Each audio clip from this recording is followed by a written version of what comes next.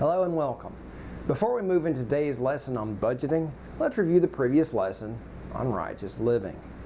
Now, as a Christian, it is your duty to live as Christ lived, called by God to do the good works that God prepared for us beforehand.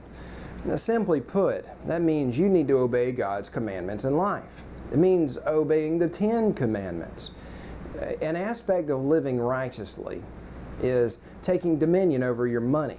It means using your God-given resources wisely. Righteous living, when applied to your finances, is exemplified by the wealth principle, which is be responsible with a little so that you may become responsible for a lot. You must be faithful over the little wealth that you have now so that more will be given to you later. You must train now for greater responsibility later. With greater responsibility comes greater wealth. That's because to exercise more responsibility, you need greater resources. God gives you greater wealth as your responsibility grows. But there's more to biblical finances than simply spending your money properly. The Bible reveals that there's a covenantal link between cause and effect. This means an ethical link. While not true in every specific case, there's a general link between obeying God's rules and prosperity. King David in Psalm 35 wrote that in all his years he has never seen the righteous forsaken. So this means serving your employer well. It means not stealing. It means being diligent with the time that you are given at work. It means serving your customers well if you are in business for yourself. It means having high integrity and operating honestly. Righteous living goes hand in hand with righteous budgeting. Good budgeting reflects righteous living. And that brings us to today's lesson at hand. Budgeting is the practice of managing your money. A wise person knows how much is coming in and from what sources. A wise person also knows how much they are spending and on what.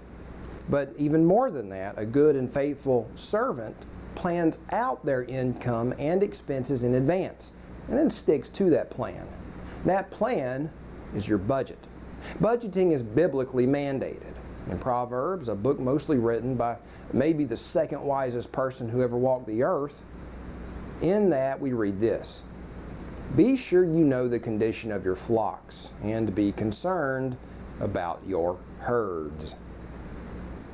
Now, how many people do you know who do not know the condition of their flocks? You must be concerned about your finances. Otherwise, like a flock of sick lambs who could have been healed, if cared for, your wealth will fade. Your goal at the end of each month is to have a positive cash flow. This means that you spend less each month than you take in. This is another way of saying you should live beneath your means. If you do this, then over time your surplus will grow. The reason you must do this is because our model is the good and faithful servant who was praised by the Lord Jesus in the parable of the talents. You do not want to be like the wicked and slothful servant who buried his talent in the ground and sat on it. That servant was cast into the outer darkness and alienated from his master. Jesus wants a return on his investment. His investment is the talent and energies that he gave you when you were born. He expects you to multiply your talents over time. Going to work and making money is one way that you use and multiply your talents. In exchange, you make money. You also have monthly expenses. housing, food, electricity, clothing, entertainment. But before all those things, you should be paying God's tithe first, as you already know. The goal is that you will have a surplus left over after paying for all the essentials. With this surplus, you should fund God's kingdom. This means donating to charity. It means funding your calling on weekdays after work and on the weekends. It means supporting your family in their growth. And it also means buying nice things when you need them, whether tools for your job or calling, the clothes for yourself and your family, and even occasional vacations to rest and recharge. Those things are okay. It means that you should not be going deeper and deeper into debt each month. Most debt is consumer debt. Most people do not have impulse control, and they cannot defer gratification. And so they pay a high price to get today the things that they want right now. Now, on the other hand, deferring gratification now means you buy what you need later for less money. If you can save up to buy a car with cash, then you will save thousands of dollars compared to if you take out a loan at a high percentage rate to buy it today. If you don't have the patience and self-control to defer gratification and implement a program of diligent saving, then you will lose a lot of money in the form of interest payments to get what you want right now. This is not the outlook of God's kingdom. The impulsiveness of buying things you want right now, though you cannot really afford them, and without planning the purchase in advance, is the outlook produced by sin. Submitting to your sudden desires is a short-term outlook of instant gratification characterized by a lack of self-control that is blind to long-term consequences. Now, this sinful impulse goes all the way back to Adam in the Garden of Eden. God told Adam that he could eat from any tree he wanted, except for one, of course, the tree of knowledge of good and evil. He could have eaten from the tree of life and then had a communion meal with God. But instead, he wanted to eat the forbidden fruit now. He wanted knowledge now. Having the knowledge of good and evil means having the ability to judge wisely. It takes time to build up experience and knowledge and to study the rules of right and wrong, meaning God's law and commandments, to gain the ability to execute wise and righteous judgment. Wisdom is an ability that grows with time as you learn to apply God's biblical commandments to all areas of your life. God would have opened up the tree of knowledge to Adam and Eve over time. He was telling them that as very young and newly made humans, they had some things to learn first before they could begin going around executing wise judgment. God wanted them to have faith in Him first, which they could demonstrate by eating from the tree of life. Faith comes first, and then knowledge and wise judgment follow. It doesn't work the other way around. But Adam was impatient. He listened to the serpent, who was Satan's agent. He grasped for the robes of power and judgment before he was ready, and things ended badly for everybody. Adam was incapable of deferring gratification, and the result was the fall of the world into sin. He couldn't sit there and say to himself, Adam, I know you really want to eat the fruit of wisdom from the tree of knowledge, but God said no. You should recognize God's wisdom and obey Him first. Knowledge will come later. Now, he couldn't say that. He couldn't be faithful to God's commandments. He was dominated by sin. He gave in to temptation. Now, this is similar to what we do when we go into credit card debt. When you cannot control your impulse to spend, you are allowing yourself to be governed by sin and short-term thinking. Going into debt means that you are sacrificing future income to satisfy today's desires. And most impulsive desires are fleeting. Most things that people put on credit cards are electronic gadgets or clothes or shoes or food. They'll be paying for these things long after they have discarded them and long after the gadgets have broken and become obsolete. Now, instead of wanting to save for the future, to be able to sacrifice today to have a better tomorrow, People governed by sin in their lives pay no attention to the future. This is what the prophet Isaiah was trying to tell the people of Israel when he told them, "Let us eat and drink, for tomorrow we die." It's the mentality of consumption, not production. It's the mentality of forget about the future. But God wants us to keep the future at the forefront of our minds. Now, you're probably familiar with Solomon's proverb. A righteous man leaves an inheritance for his children's children. So how are you supposed to leave an inheritance if you spend everything you have? You must save and accrue if you wish to fulfill righteousness. And so, this is why you must budget. Budgeting is how you keep track of your finances and evaluate if you are being a good and faithful servant who is multiplying God's talent. A budget will reveal if you are being a short-sighted fool who is consuming all they have while disinheriting future generations, your children. This is one reason people don't like to budget. They don't want to face themselves in the mirror like this. But budgeting is your accounting measure. It is the tool you have to keep on top of your finances and change your spending habits when you notice that you are veering off the good path. Budgeting is the heart of biblical finance, and that is why it is also the heart of this lesson series. So what I want to do now is go over some typical and recommended spending levels for common budgeting categories and talk about some practical concerns. Your gross income is your pre-tax paycheck, but your gross income is immediately reduced by taxes and deductions like insurance contributions.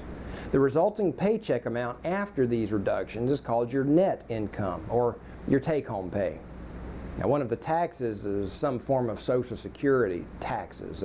The rates vary depending on where you live, depending on your country. Now, you are likely to get some of those reductions back once you do your taxes and take deductions, but to simplify everything, we're going to talk about your take-home pay. Now, let's talk about some recommended percentages for a handful of broad budget categories. This is how your take-home pay should be divided. Now, these recommended amounts vary. Lots of websites and consultants and experts offer different percentages, but I think there are three main categories that matter most, and these are really non-negotiable. The rest can be adjusted. The three most important budget categories are the tithe, savings, and housing. That tithing is first is obvious. Second is savings. If you're not saving at least 10% of your income per year, then you have no hope of building an emergency fund, investing, retiring, or leaving an inheritance. 10% is the minimum. Hopefully, over time, as your income increases, so will your saving. But this is difficult. For many people, as their income increases, their spending increases faster than their saving and giving. You must resist this urge. Let your savings and giving grow faster than your spending, and we'll talk about a plan for this in a future lesson. And third, a place where I think a lot of people make a mistake is housing. Bankers generally want all your debts, including your mortgage payment, to be no more than 28% of your gross income. Now, I think 25% or less will keep you comfortable and set up for long-term success. The lower here, the better.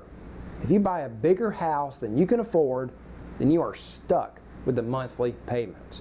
There is no quick or easy way to reduce or eliminate your mortgage payment. So you must prepare in advance. Stick to a budget and set a max on your payment. You will be locked in for the length of your mortgage unless you refinance later. So you had better be sure that it meets your budget. Otherwise, you will be incapable of cutting back the other categories enough to make much of a difference. You don't want to be house poor. You need to keep your housing budget in check. Many people don't. Don't be like them. But remember, the housing budget isn't just your mortgage payment. It's a lot of things. Mortgage, principal, and interest are the basics, but you've got homeowners insurance, property taxes, HOA dues if those are applicable, maintenance budget, which includes water heater replacements, air conditioning maintenance, leaking water pipes, broken water mains, roof replacements, and so on. And then there are optional maintenance costs, nice to have things that aren't required, like landscaping, housekeeping, security systems, pool care. Don't overlook all of these expenses when you're planning to buy a house. The budgeting worksheets included with this lesson include them so that you won't forget. Now, another major budget category is always food. People like to dine out at restaurants a lot because it's easier, but it's also very expensive.